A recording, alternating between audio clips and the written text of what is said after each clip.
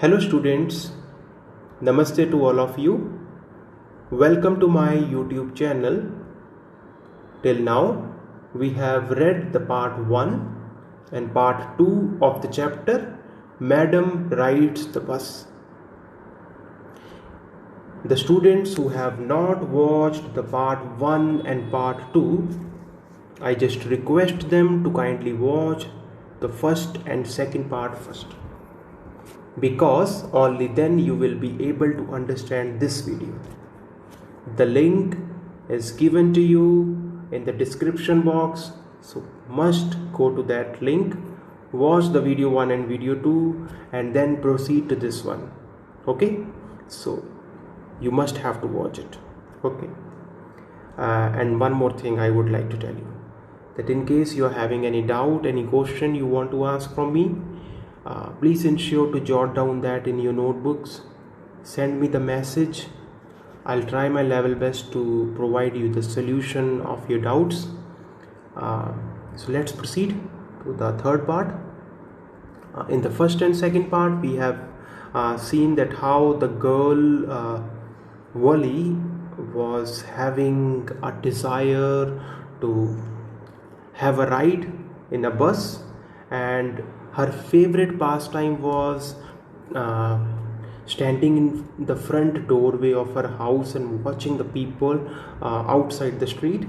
And why she is doing so? Because she is having this desire and she just want to see the people specifically who are having a ride in a bus. So here we have seen that the girl too was having the same you can say intense, overwhelming desire for having a ride, and that's why she had saved 60 paisa. Why she had saved 60 paisa? Because she want to have a ride in a bus. That is the reason. Okay, then we have seen that finally she was successful to save that much amount, and she had just made some plan also, because she know that how much time it will take to go to the town and to come back.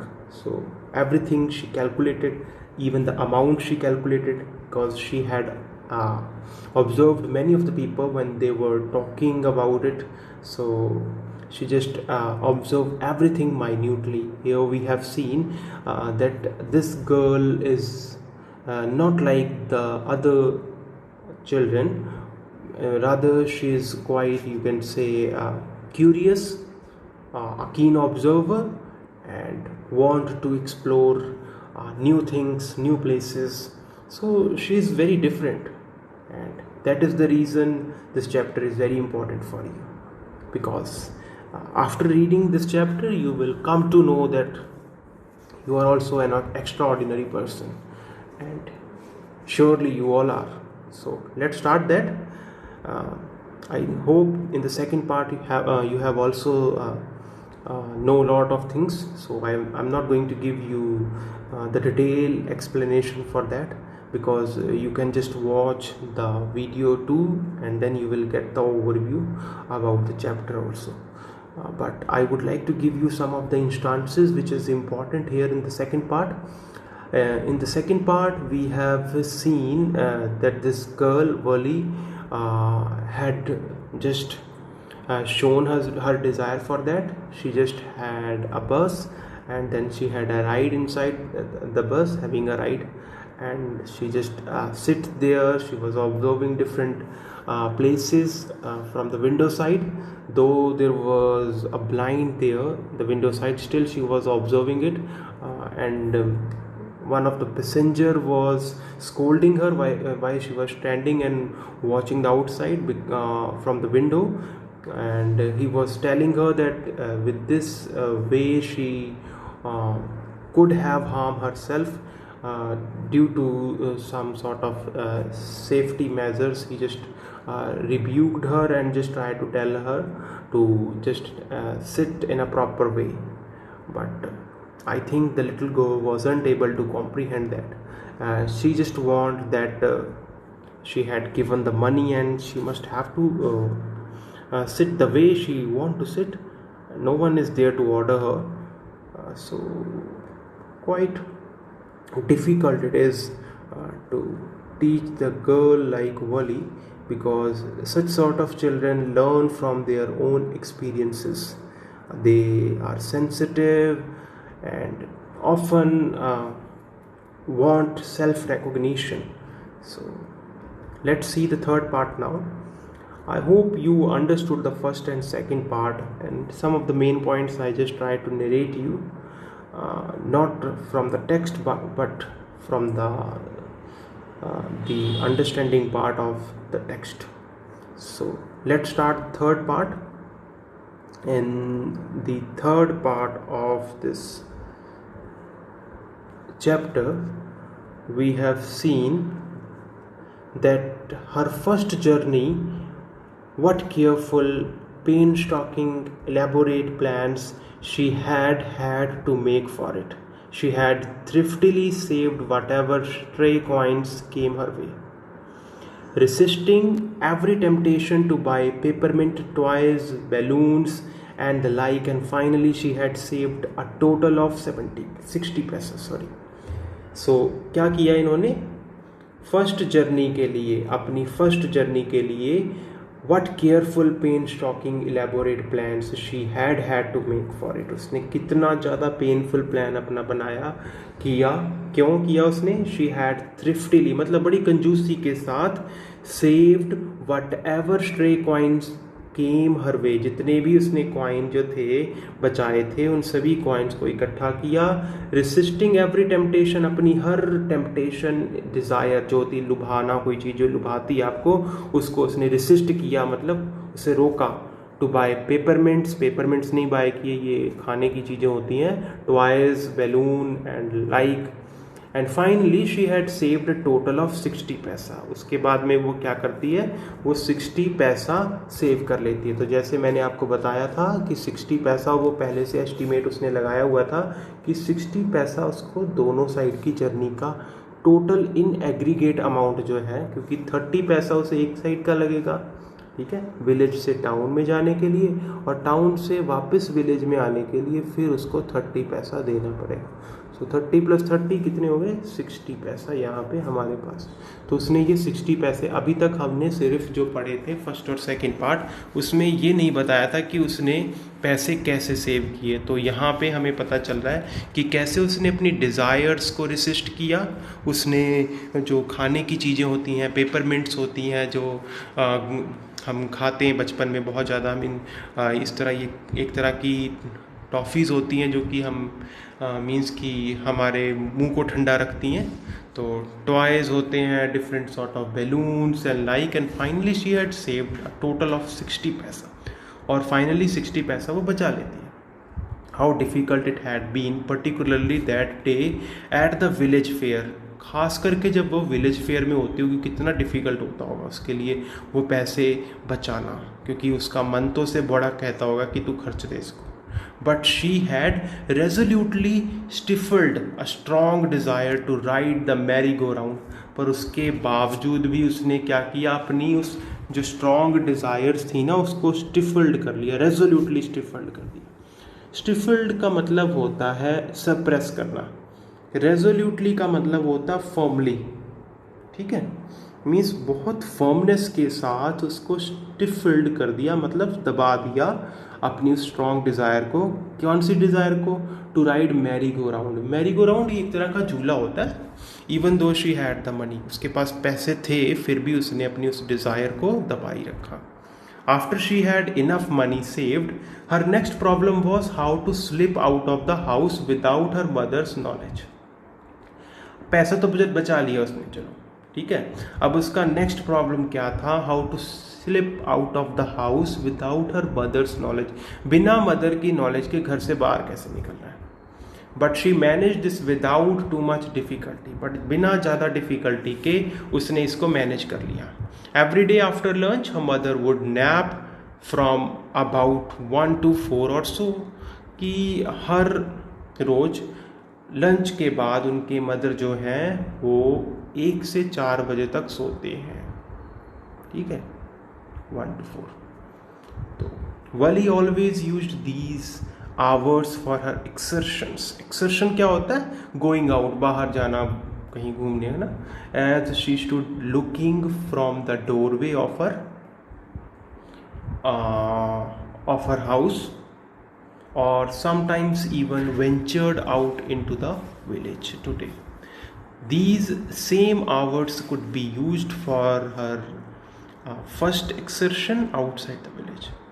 अब इसी time को वो use करती है venture करने के लिए। Venture क्या होता है? जब आप बाहर जाते हो, किसी तरह की कोई बहुत ही करेजियस एक्टिविटी करते हो, उसको वेंचर कहा जाता है। तो ये विलेज में जाती हैं और बाहर जाकर अलग अलग जगहों पे विज़िट करती हैं। ये अपने मम्मा जब इनके सोते हैं तब ये सब कुछ करते हैं, ठीक है।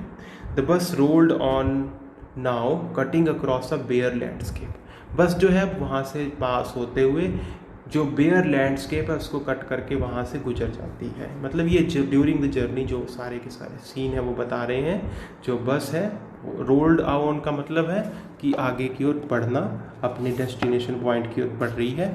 Cutting across a bare landscape मतलब उसको पार कर चुकी है।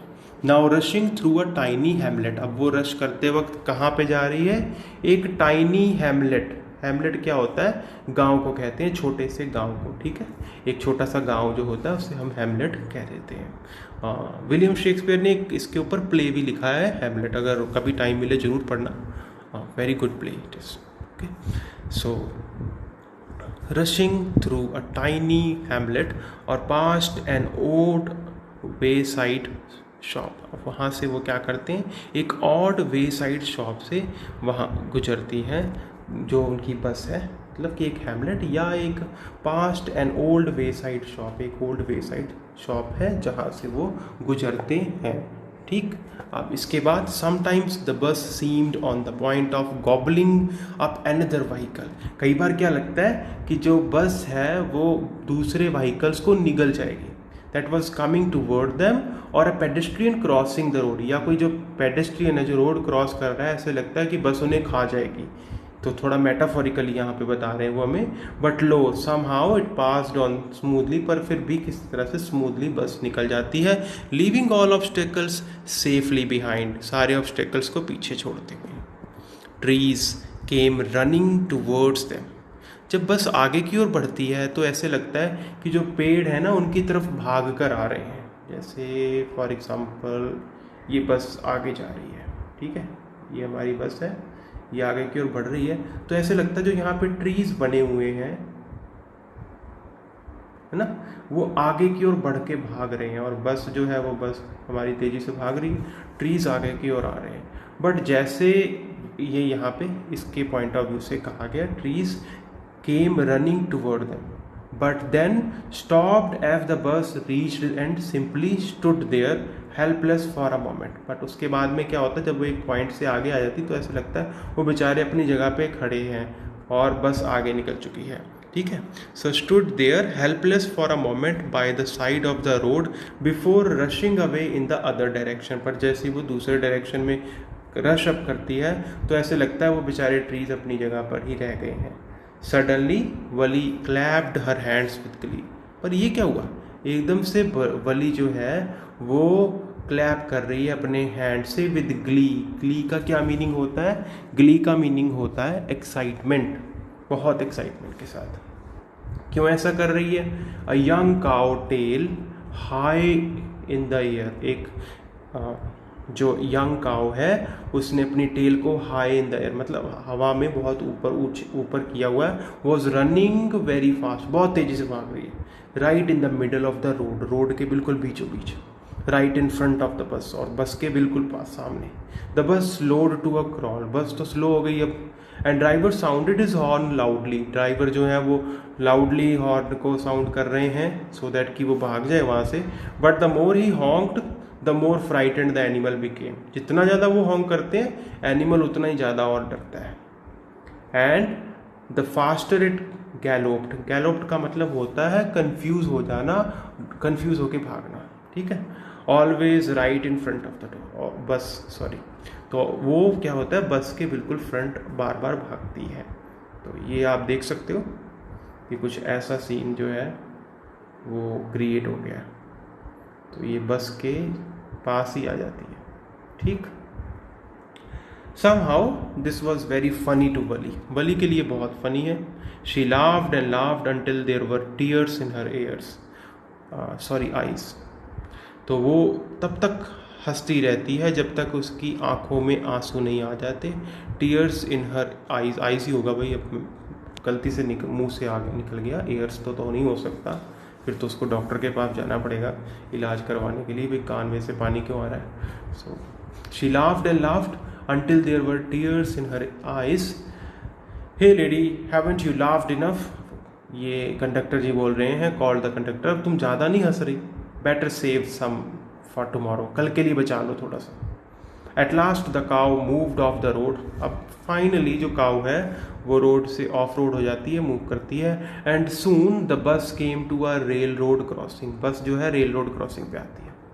ठीक है, a speck of a train could be seen in the distance. Distance से जो ट्रेन है उसका स्पेक मीन्स कि स्मॉल जो नज़र, छोटा सा जैसे स्पेक नहीं होता वो नज़र आता है, उसको कह देते हैं। वैसे स्पेक का मतलब होता है टाइनी स्पॉट। ठीक है, स्पेक का मीनिंग क्या होता है, एक टाइनी स्पॉट जो होता है उसको स्पेक कह देते हैं। Speck of a train could be seen in the distance growing bigger and bigger as it drew near. तो ये बड़ी और होती जा रही है, जैसे दूर से बिल्कुल छोटा सा पॉइंट जैसे जैसे आगे आ रही है बड़ी होती जा रही है, और बिल्कुल आगे आ गई तो बहुत बड़ी जॉइंट दिखने लगेगी ना।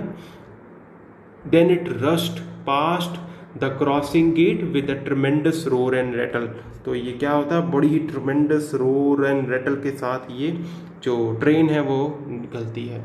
अब देखो ये रोर एंड रेटल जो है ये साउंड्स बताई गई हैं शेकिंग द बस, और उससे क्या होता है बस भी शेक करने लग जाती है उसकी स्पीड के कारण। Then the bus went on, और जब ट्रेन चली जाती है तो बस भी वहाँ से वेंट ऑन होती है and pass the train station, और ट्रेन स्टेशन पे को पास कर जाती है। From there it traversed a busy well laid out shopping street. वहीं से ये क्या करती है, ये बस जो है ट्रेवल्ड अक्रॉस और थ्रू समथिंग, किसी जगह को पास करना। ठीक है, ट्रिवर्स्ड का मतलब होता है travel across. So from there it traverse a busy well laid out shopping street and turning entered a wider thoroughfare. और उसके बाद में क्या करती है, वो टर्न करती है और एक बड़े सारे वाइडर थॉरोफेयर में पहुंच जाती है। देखो थॉरोफेयर ये ना बहुत ज़्यादा बिजी जो प्लेसेस होते हैं, बड़े फेयर तो वैसे जैसे मेला वगैरह होता है उनको कहा जाता है वैसे, बट यहाँ पे थॉरोफेयर जो है, ये थॉरोफेयर का एक्चुअल जो मीनिंग होता है वो होता है अ बिजी पब्लिक रोड, जहाँ पे बहुत ज़्यादा भीड़ होती है, लोग बहुत ज़्यादा होते हैं। थॉरोफेयर होता है मतलब दूर दूर तक जैसे मेला नहीं लगा होता वैसे। ठीक है, such big bright looking shops, दूर दूर तक ब्राइट और लुकिंग शॉप्स हैं। What glittering displays of clothes and other merchandise, such big crowd, इतनी बड़ी क्राउड वहाँ पे है। Struck dumb with wonder Valli gaped at everything. मतलब वली तो ये देखकर बिल्कुल हैरान हो गई कि इतना कुछ है टाउन में देखने के लिए। Then the bus stopped and everyone got off except वली। बस रुक जाती है, सभी उतर जाते हैं सिवाय वली के। Hey lady, said the conductor, aren't you ready to get off? This is as far as your 30 पैसा takes you। देखो तुम्हारे 30 पैसा से इतना ही होगा।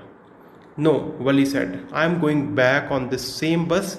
She took another 30 पैसा from her pocket and handed the coins to the conductor। उसने दोबारा से पकड़ा दिए 30 पैसे। Why is something the matter? क्या कोई बात है? No, nothing the matter. I just felt like having a bus ride, that's all. Don't you want to have a look at the site now that you are here? वो कहता है कि तुम बाहर के लुक्स नहीं देखना चाहती हो, तो इसीलिए तो तुम आई हो, बाहर के जो सीन हैं जो टाउन में होते हैं उनको देखने के लिए तुम आए हो। All by myself? Oh, I would be much too afraid। अब कहती है कि मैं all by myself अपने आप से देखूं, नहीं मुझे तो डर लगेगा। Greatly amused by the girl's way of speaking, the conductor said, but you weren't afraid to come in the bus। तुम बस में चढ़ने से तो नहीं डरी, अब तुम्हें वहाँ जाने से क्या डर लगेगा? Nothing to be afraid of about that, she answered। Well, then why not go to that stall over there and having something to drink. अच्छा, तो तुम्हें बस में बैठने से नहीं डर लगा तो तुम वहाँ पे स्टॉल में क्यों नहीं जाना चाहते और कुछ ड्रिंक करने के लिए कुछ आप लेना क्यों नहीं चाहते? Nothing to be afraid of about that either. Oh no, I couldn't do that. कहती नहीं, मैं नहीं कर सकती। Well then let me bring you a cold drink. ठीक है, तो मैं तुम्हारे लिए कोल्ड ड्रिंक ले आता हूँ। अब ये क्या कह रहे हैं, कंडक्टर जी कह रहे हैं मैं आपके लिए ले आता हूँ कोल्ड ड्रिंक। अब वो क्या कह रही है, no I don't have enough money, मेरे पास इतने पैसे नहीं हैं, just give me my ticket that's all, I will be sorry it will be my treat and not cost anything. अब ये कंडक्टर बोल रहे हैं कि मैं ट्रीट दे रहा हूँ तुम्हें, मैं इसके कोई पैसे चार्ज नहीं करूँगा। No no, she said firmly, please no. The conductor shrugged and they waited until it was time for the bus to begin. अब देखिए बेटा, इसमें वर्ड है श्रग्ड, ठीक है। इसका मतलब होता है जैसे आप अपने शोल्डर को उठाकर किसी चीज़ को जैसे कि मना करते हो कोई डाउटफुल चीज़ के साथ। वैसे तो ये नेगेटिव जेस्चर है एक तरह का, बट इसका मतलब होता है to raise shoulders with doubt and ignorance. किसी डाउट के साथ, इग्नोरेंस के साथ जब आप शोल्डर रेज करते हो। And they waited until it was time for the bus to begin the return journey. तब तक वेट करते रहते हैं जब तक रिटर्न जर्नी नहीं आती। Again there weren't many passenger. और फिर दूसरी जर्नी में भी इतने पैसेंजर नहीं होते, क्योंकि ये जो टाइम है जैसे कि आपको बताया था लेक्स टाइम, इसमें वर्ड यूज़ हुआ था लेक्स। तो लेक्स टाइम में वैसे भी ज़्यादा लोग कमी नहीं आते, थोड़े बहुत ही लोग होते हैं, क्योंकि उस टाइम में लोग रिलैक्स कर रहे होते हैं, घरों में अपने बैठे होते हैं। तो दोपहर के टाइम में वैसे भी इतनी भीड़ नहीं होती है। तो अभी तक हमने ये थर्ड पार्ट अभी कंप्लीट कर लिया। आई होप आपको ये समझ आ गया होगा। अपने डाउट्स आप ज़रूर भेजो मुझे। Okay, so thank you very much. Have a nice day.